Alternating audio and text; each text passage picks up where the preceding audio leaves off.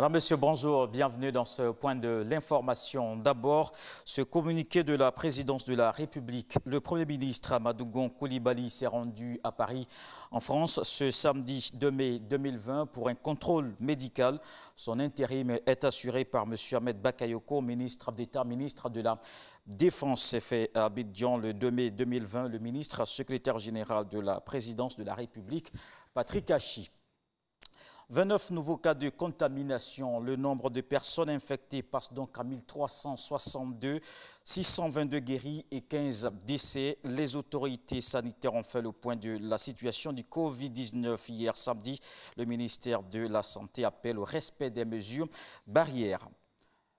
Et le gouvernement fait aussi le point global au quotidien de la gestion de la pandémie. Abidjan reste l'épicentre de la maladie. Hier, les autorités sanitaires ont appelé au respect des mesures barrières. Ce combat passe aussi par l'application effective de l'état d'urgence, notamment le couvre-feu. Bleu Charlemagne, le porte-parole de la police, s'est voulu ferme. Il appelle les populations à respecter cette interdiction de sortir entre 21h et 5h. Et d'autres mesures à respecter dans le cadre de la lutte contre le Covid-19. Dans le domaine du transport, le nombre de passagers qui est réduit dans les véhicules, les conducteurs et les passagers obligés de mettre des masques. Désormais, c'est la répression contre les contrevenants à ces dispositions. Hier, la police a effectué un contrôle routier. Plusieurs automobilistes ont été sanctionnés. Puis la lutte contre le Covid-19, c'est aussi la manifestation de la solidarité. Le ministre des Ressources animales et halieutiques a fait don de vivres et non-vivres à la population de Bessedi, Briand et Abié. C'est dans la région de l'Agnébi-Tiassa.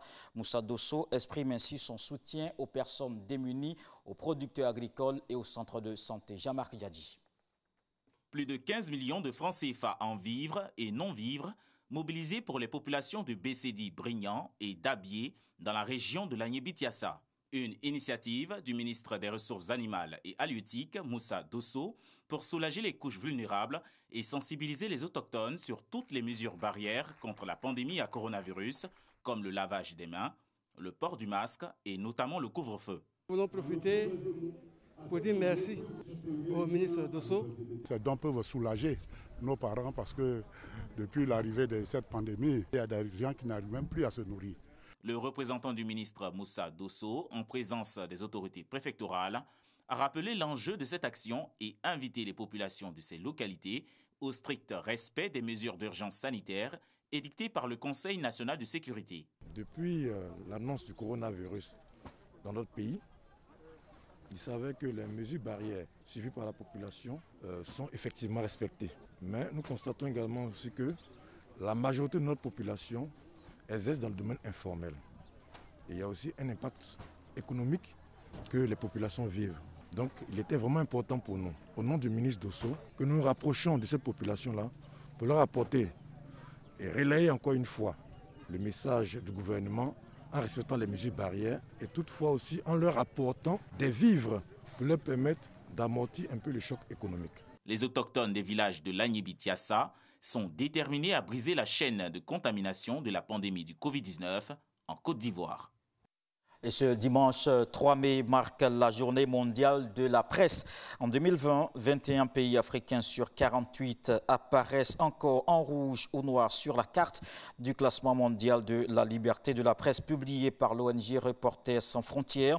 La Côte d'Ivoire est passée de la 159e place en 2011 à la 71e en 2019 au classement mondial de la liberté de la presse. Et sur le front de la lutte contre le Covid-19, le ministre de la Communication Sili Touré salue l'engagement des acteurs des médias ivoiriens. Une partie du village artisanal de Grand Bassam est partie en fumée. Le feu s'est déclaré vers 5 heures hier. 5 stands sont touchés par les flammes. Les dégâts matériels sont importants, mais aucune perte en vie humaine. L'origine de l'incendie reste encore inconnue.